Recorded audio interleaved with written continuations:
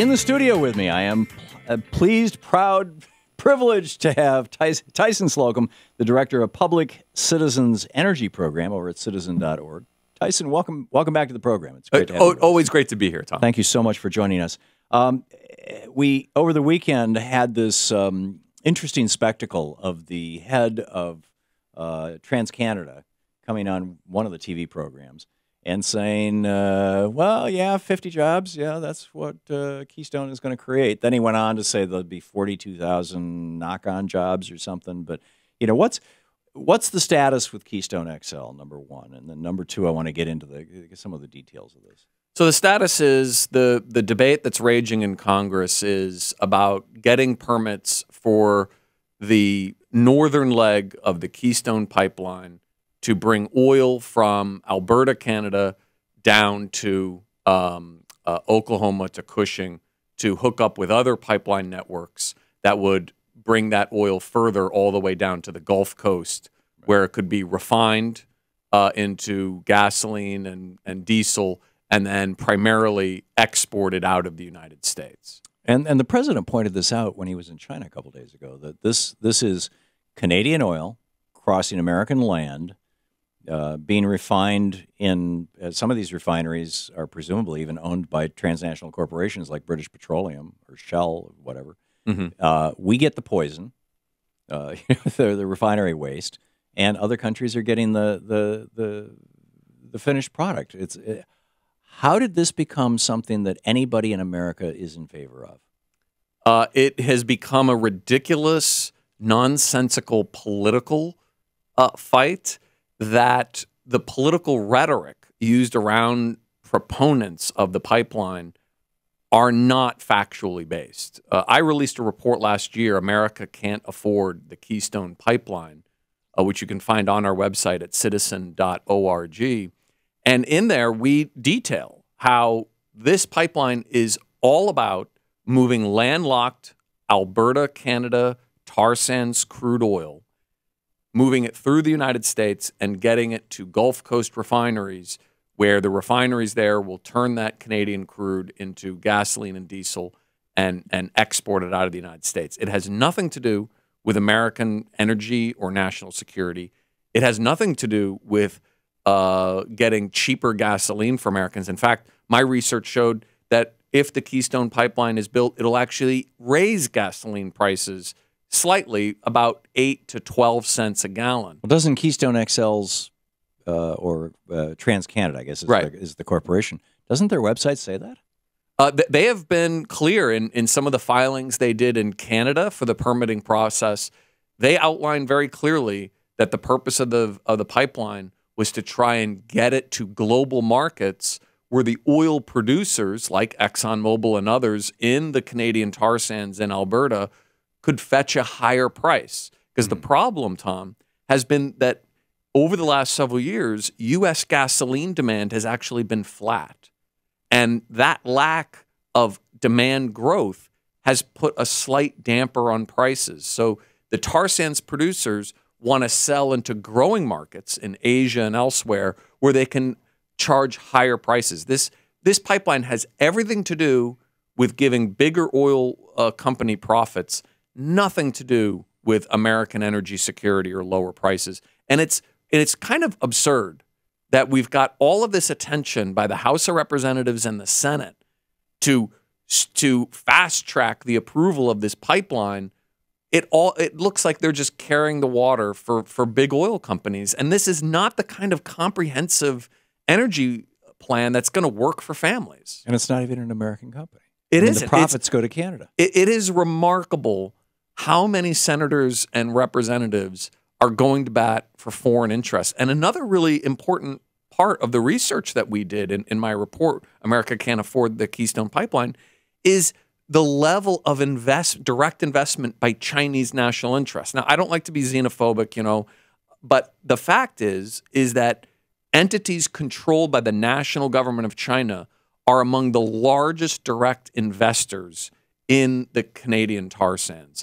This has nothing to do with energy security. It has everything to do with China trying to get more access to fuel for their country. So so the Chinese own much of the raw oil. It's actually almost like asphalt, Right. tarry stuff up in Canada that has to be mixed with other hydrocarbons to dilute it down to the point where it can be pushed through the pipeline. They own the raw material up there. They want to get that to refineries.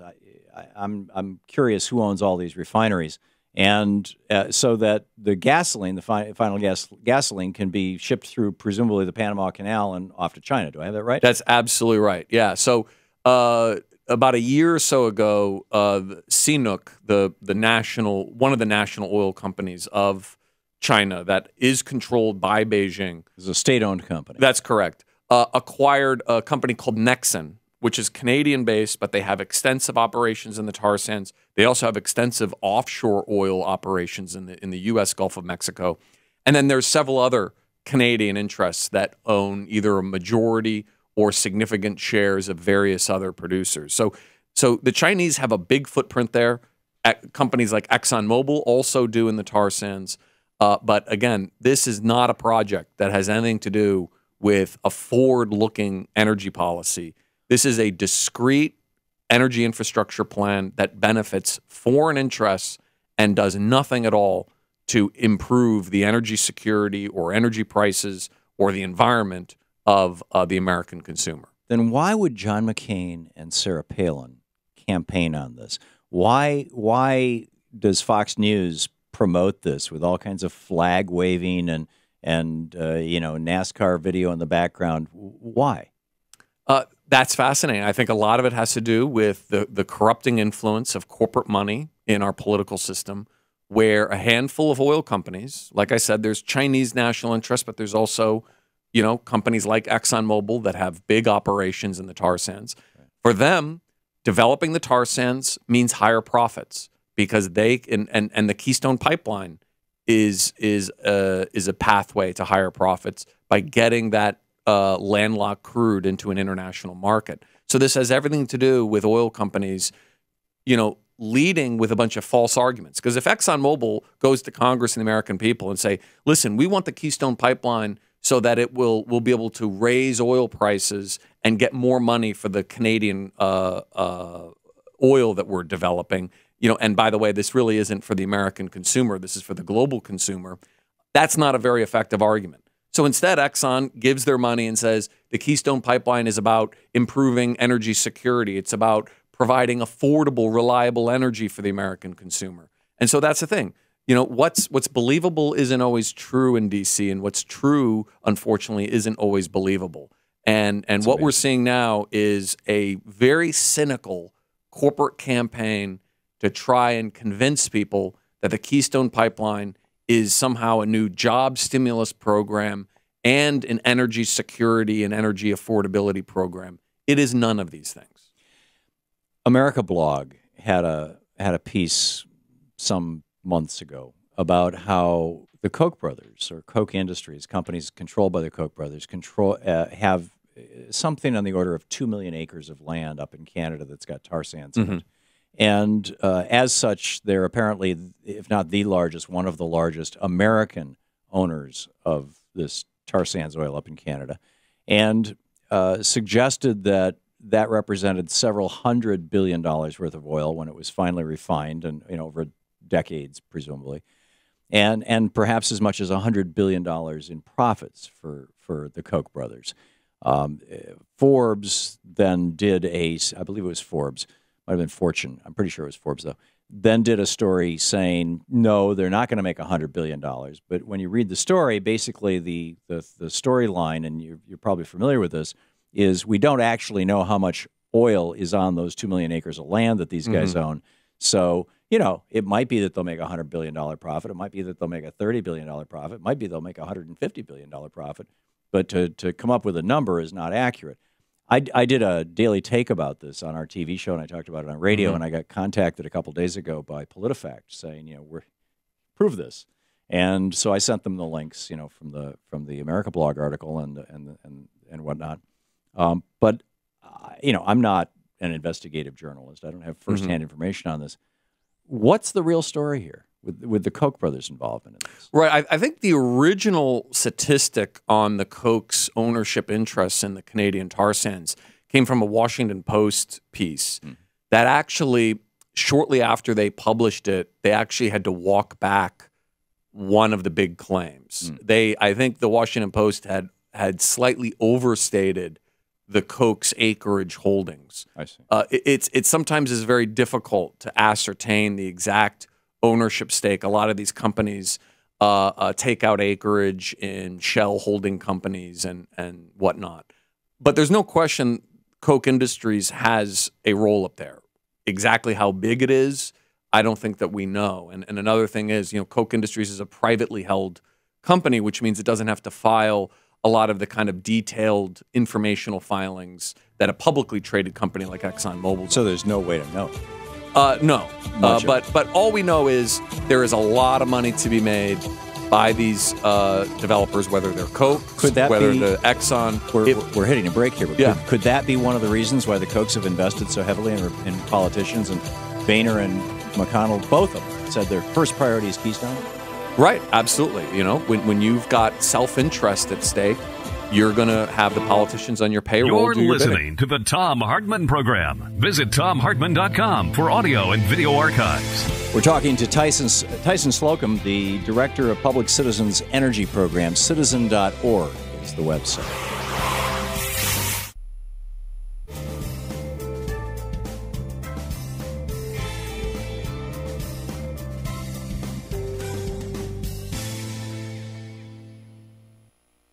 Welcome back. Tyson Slocum with us in the studio, the Director of Public Citizens Energy Program, Citizen.org. Just to wrap that up, are there any, my thought on this was if I'm a business person, and I have been all my life, and I'm looking at investing, say, 50 cents and making $100, if I've got $100 billion on the table of potential profit and I invest $500 million in politicians, which it looks like that's in the neighborhood of what the Koch brothers and their network threw into the last election, that's a hell of a good investment. You can't make that kind of money. You certainly can't do that in Vegas. You can't do that in the stock market. I don't know of any other way to do that. Am I being cynical? No, there is no better return on a corporation's investment than when they invest in politicians. And with the 2010 Supreme Court decision in Citizens United, where the court deemed that corporations are entitled to constitutionally protected speech in federal elections, meaning it is now unconstitutional for Congress to regulate corporate spending by companies like Exxon and Koch and others, we've got a really dire situation where self-interested corporate interests are pursuing policies not because it's what's best for America as a whole, but because it satisfies their short or medium-term economic objectives. And of course, they have to lie about certain things. And so instead of coming right out and saying, if you're an oil company, we need the Keystone Pipeline because it'll allow us to bypass the U.S. market, sell this oil in a global market where we can jack up the price and make bigger profits at the expense of higher gasoline prices for Americans. They don't want to say that, right?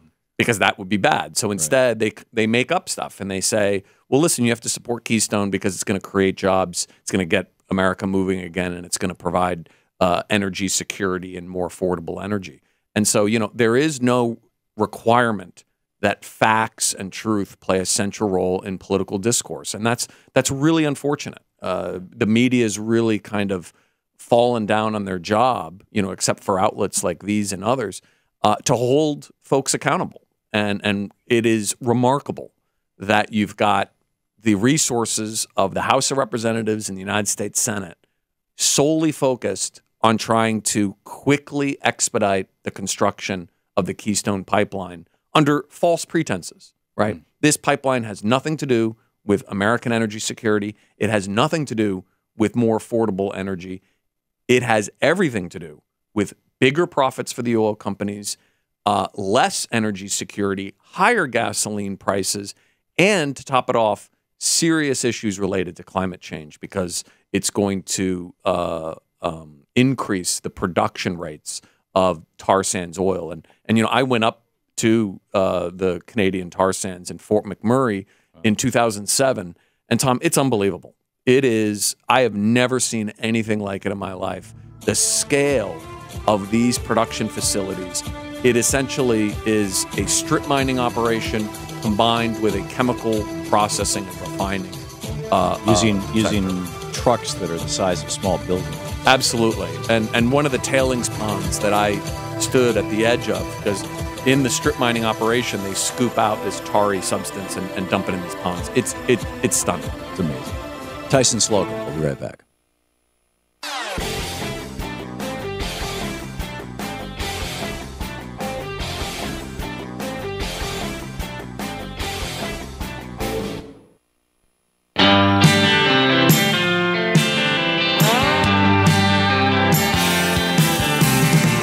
Welcome back. Thom Hartmann here with you. Tyson Slocum is in the studio with us, the Director of Public Citizens Energy Program. Citizen.org is the website. We were just to recap, we were talking about how basically democracy itself is for sale now, and thanks to Supreme Court decisions by and large. And we've got now these large transnational oil companies, Canadian-owned companies, Chinese-owned companies, Koch brothers-owned companies. They're at least Americans, I suppose, who are not invested in telling us the truth about what's going on with this tar sands oil.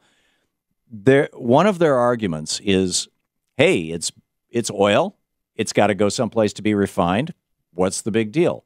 What is so different about tar sands oil from Canada from, for example, the stuff that they're fracking in North Dakota, or the stuff that they're drilling in Texas or in the Gulf of Mexico, for that matter? Right. The issue here is in the production process. Tar sands oil is unconventional oil, meaning that it is, instead of being in a nice little reservoir underground where you can just stick a drill in and suck all the oil out, instead the crude oil is trapped in sandy and rocky deposits. And so you can't suck that oil out. Instead, what you have to do is a strip mining operation, where you're digging into the earth, scooping out this tarry, gooey oil, and then you have to put that into a chemical refining process where the oil is extracted from the sand and the rock. They heat it up and then add solvents to it? Right. And then the mining waste, the rocks and sand, they have to dump that into massive tailings ponds. And then they're left with this kind of synthetic crude that they then want to send down the Keystone pipeline to the Gulf Coast. And it's important to know that today we're already receiving 1 million barrels of tar sands oil every single day that's processed in the Midwestern United States. And that's been going on for decades. Absolutely. And these are refineries in Illinois, Indiana, Ohio that are specially retrofitted to deal with synthetic Canadian crude. But that's no longer lucrative enough because those Midwestern refineries are making gasoline and diesel for the North American market. Where demand has dropped and prices are dropping. Exactly. So the oil companies are freaking out. They want to get access to the global market so they can sell for higher prices to places like China and South America and Europe. They can't do that shipping it to the Midwest. So what this Keystone pipeline will do is divert oil away from the Midwest and down to the Gulf Coast, because the Gulf Coast refineries is where 75% of our exports of petroleum products like gasoline and diesel is currently happening. So this Keystone pipeline has everything to do with boosting the profits of oil companies, raising gasoline prices by about 8 to 12 cents a gallon here in the United States. Also, these oil companies can make more money. This has nothing to do with energy security for America. This has nothing to do with long-term job creation. This has nothing to do with energy affordability. We're being deceived by a very slick campaign funded by big oil to convince us that the Keystone is an important link to energy security, and it is not. Yeah, and the president has essentially said that. Does that not give you hope? It does. But what really gives me hope, Tom, have been the tens of thousands of grassroots activists that have been campaigning in cities across the United States along the proposed route of this pipeline. They've been engaging in nonviolent civil disobedience. They've been active in communicating with lawmakers. We've got conservative landowners. Some of these people are hardcore Republicans who own property and ranches and farms in the path of this pipeline that have said, no, we are not going to support this. So it's a really interesting coalition, and it's really motivated people. So I look at the cynical oil companies that think that they can have politicians on their payroll, and that's what democracy is about. And then I see the people in the streets chanting peacefully, demanding action. And that's what gives me hope, is to see all of these volunteer, committed activists speaking truth to power.